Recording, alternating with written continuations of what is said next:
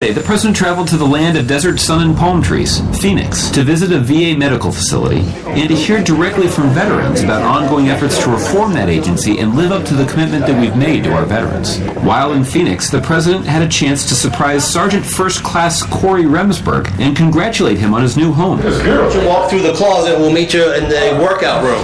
So when you're breaking a sweat, you can hydrate. A veteran of the war in Afghanistan and a wounded warrior. Thank you for taking the time to come by. Corey and the president have developed a close bond since they first met in 2009. Corey, you're already an inspiration for a lot of folks, and then for you to be able to also be involved in an organization like that, that's great. I'm really proud of you. The president kicked off the week with superintendents and school leaders from across the country. They discussed the progress we've made thanks to investments we've made in public schools and the risk to those gains that Republican-backed budget cuts would pose. If sequestration stays in place, then we will have the lowest federal assistance to our schools in real dollar terms since 2000. The president then got to spend some time with the Boys and Girls Club Youth of the Year winners. You're like, that's how you look on TV. I do. My plan is to go into medical school. I'm trying to be a community organizer. And I'm studying to become a neurosurgeon and specialize in brain cancer. How do you feel like Boys and Girls Club helped you guys get to where you are today? Oh, we wouldn't be here. You're all going to do great things, and the key, I think, is making sure that you never get back. That you're constantly thinking about people coming up behind you and having to provide people with that same kind of confidence and support that you get. So. My fellow Americans, I have a vision in which students can get higher education without the worry of death. I feel like I could be here. On Tuesday, St. Patrick's Day, donning a green tie, the president welcomed the Taoiseach of Ireland, Enda Kenny, to the White House. They kicked off the day in the Oval Office to discuss a range of issues of mutual concern. The biggest challenge that I have when I meet with the Taoiseach is finding something we disagree on. Then, along with the vice president, they were off to the U.S. Capitol. Welcomed by bagpipes, they were treated to a St. Patrick's Day lunch, complete with musical entertainment. Taking a break from St. Patrick's Day festivities, the president took a stab at an NCAA March Madness bracket. I am completely biased on this one because my niece, Leslie Robinson, is on the Princeton team, which is undefeated. I recognize they haven't had the toughest schedule, but I've got to roll with I've got to go ahead and roll with the Tigers on this one. This is going to be a major upset. In the evening, the president hosted a reception to celebrate his 7th St. Patrick's Day at the White House. Have fun, don't break it. And you can take the paper napkins, but not the cloth ones. They don't belong to me. And I want my security deposit back. The president greeted some of his Irish guests and was charmed by a surprise gift. Sir, what do we got? This is your great-great-great-great-grandfather. Man, he's a good-looking guy. I will say that his ears. There's this is where I got the ears from. This is wonderful. What a nice gift. If it's Wednesday, it must be Cleveland, and the president got a tour of the impressive innovations at Magnet, the Manufacturing Advocacy and Growth Network. Are we getting a bottle of this? It's a non-profit institution that helps small and medium-sized manufacturers grow their business. We need engineers. Then it was on to the City Club to discuss the finer points of middle-class economics and take some questions from leaders and students from Cleveland. There's nothing I'd like more than an opposition party that works with me to help hardworking Americans get ahead. I don't have another election to run. Come, let's go. Let's work. Now, the problem, though, is so far, at least, the rhetoric doesn't match the reality. The walk doesn't sync up with the talk. And all you have to do is look at the budget that House Republicans put forward just yesterday. It's a budget that doesn't just fail to embrace middle-class economics. It's the opposite of middle-class economics. Doubles down on trickle down. Thursday, back in the nation's capital, the president traveled to the Department of Energy, or more accurately, the roof. You heard all about it. Thanks very much. Eric installed the solar panels you're going to see the year you were elected president. Did you do it yourself? I did every You were up bit there. of it. That's right. Where he got to see their solar panels firsthand.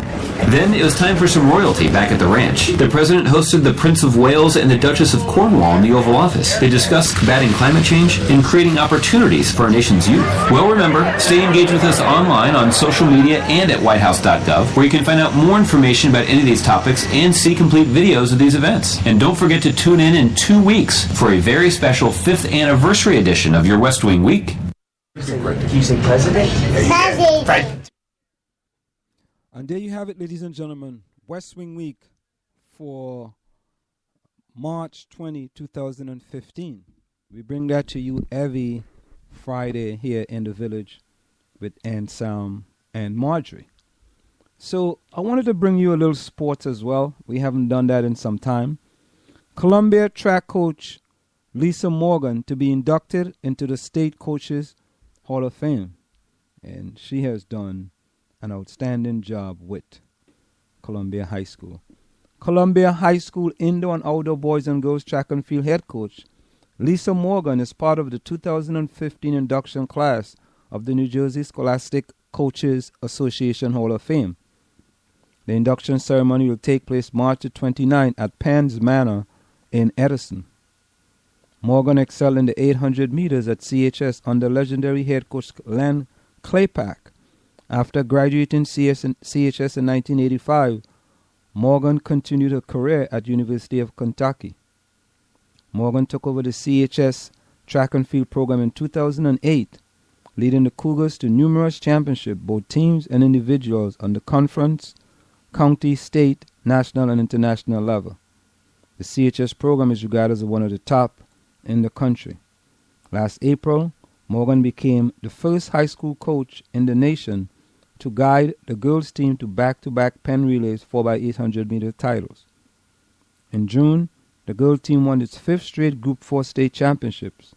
A few weeks later, the girls' team broke the national record in the sprint medley relay at the New Balance National at the University of North Carolina AT&T with a time of 3 minutes 50.81 seconds. Morgan also made history this year as she was named the first female head coach of the 2015 IAAF Youth National Team going to Cali, Colombia this summer. She will be serving on a 4th international team as coach for USA Track and Field. So there you have it. Coach Lisa Morgan keeping the flag flying for Columbia High School. Columbia Girls 4x4 Relay shines at New Balance Indoor Track and Field Nationals. The Columbia High School Girls 4x400 meter relay team finished 6th at the New Balance Indoor Track and Field Nationals at the New York City Armory on March 15th. Senior Emily Cowan split a time of 57.15 seconds. Brianna Reckland split 58.21 seconds. Sophomore Daria Lewis split 58.48 seconds. And junior Cheyenne Trigg split 57.33 for a combined time of 351.17, which is the 11th fastest time in the nation this season. Cowan also finished a close second in the Emerging Elite 400 with a time of 56.38 seconds. The race was so close that the winner was determined by 1,000th of a second. In addition, CHS senior Jared Lodeholt was 4th in the Emerging Elite Boys 800 meters in a time of 155.91 after splitting 157 in the 4x800 meter an hour and a half earlier. The CHS boys and girls team under head coach Lisa Morgan will gear up for the outdoor season that begins April 4th. Part of the team will compete in the Kings Relays at Icahn Stadium in Randall's Island in New York, while the rest of the team will compete at Hillsborough Relays. Morgan is hoping to get a few Penn Relay qualifiers for her team on that day. So there you have it, ladies and gentlemen. A little bit in sports. Let me see what's going on in Maplewood. A letter to the South Orange Maplewood School community from new school superintendent John Ramos.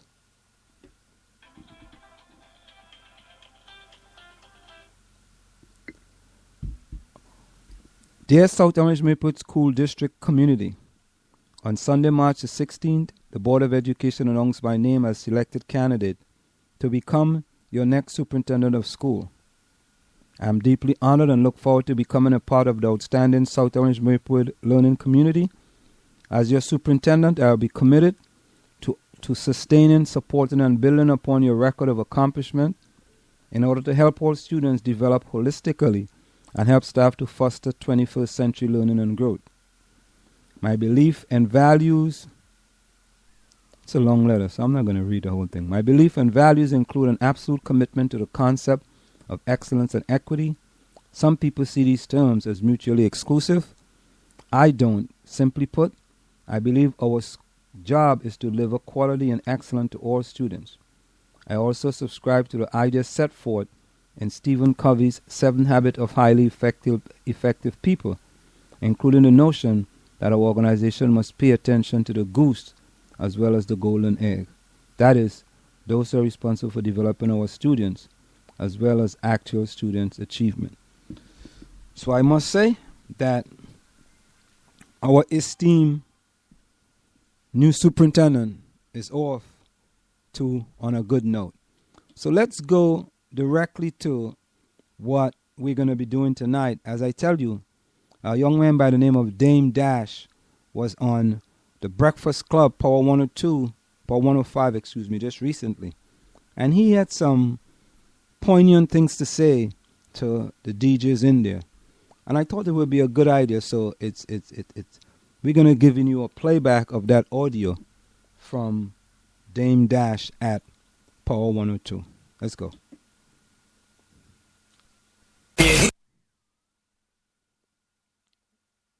This is the Breakfast Club, Power 102.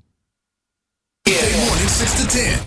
Morning, everybody. It's DJ Envy Angela Yee, Charlamagne the God. We are the Breakfast Club. Special guest in the building. Very highly requested. Yeah. Interview. For a long time now. What's happening? Mr. Damon Dash. What's going on? You brought some people with you, Dame. Introduce your peoples. I got First Gov. He wants to be noticed. I heard the dog under there. Yeah. And I got my OG Daniel to my left, and to my right, I got Murder Mook. Mm-hmm. What's the Murder Mook affiliation? I know he's in the movie, but is what y'all doing other things too? The overall affiliation is the Harlem thing. Mm-hmm. Smoke Dizzle, who's not here, I don't know why. He was hanging out at DD 172. That's the gallery I had in Tribeca a couple years back, and I knew him before he kind of hit it big or whatever. Got to this much success, and when we connected, he was always trying to bring Murder Mook around because he's from Harlem, and I'd be like, because I don't like hanging out with dudes too much that I don't know, And I was like, I'm not really trying to know anybody named Murder with the first name Murder. You know what I'm saying? But we ended up one night at that fish market with A$AP Rocky, and he was there, and he came through with the car. He got this car that has a lot of personality, and he showed me. We went back to A$AP Rocky's house, and he showed me the movie. He was showing everybody, rather the television show on Fuse. And, I'm about battle rap, and that's where I'm from. And something about him was kind of familiar to me, Paul. So he started to come around the gallery and making music, and I started doing the movies. And there's a lot of things that he spoke about, and him and his other friends, like Blackface, the way they spoke and the things they spoke about reminded me of my OG, Daniel. And I hadn't seen Daniel. I'm telling you how I met him already. But now I'm going into how I met Daniel. So then they started to come around, make music, and we were doing Losadas, and there was something that they said that was very distinctive. So I started to talk about what I used to do with my old homeboys, and one of my OGs was Daniel, and I was like, y'all don't know Daniel? And they were like, Blackface pulled and was like, I think he's talking about Nico. His name D. He might be Daniel. And they showed me the picture, and it was my OG. It was the person that, kind of guided me. Like a lot of people guided me when I was younger and in the street. And there's a lot of people we have in common that became legends in the street, whether it's for wrong or right reasons. But in those moments, we didn't know the things we were doing were legendary. And he kind of said and did things that taught me how to survive in those extreme environments. And then also I was able to apply it now. And like when things were questioned, like my honor, I would always go back to would the guys that raised me be all right with what I'm doing. You said you question your honor. What do you mean question your honor? Like if, let's say, someone offered me a bag of money to do something that I traditionally wouldn't do, but it'd be like I need to do it for more money. I'd be like, A Harlem dude wouldn't do that. My homeboys would laugh at me. What would Daniel say? You know, that kind of stuff. Because I know he was somewhere. You know, I hadn't seen him for 25 years. Yeah. But then he came around. It was the same Daniel. You know, he was still up. Still had a point of view. And I was shooting a scene, and he was giving advice to the person shooting the scene. He was so animated. Yo, Governor, stop.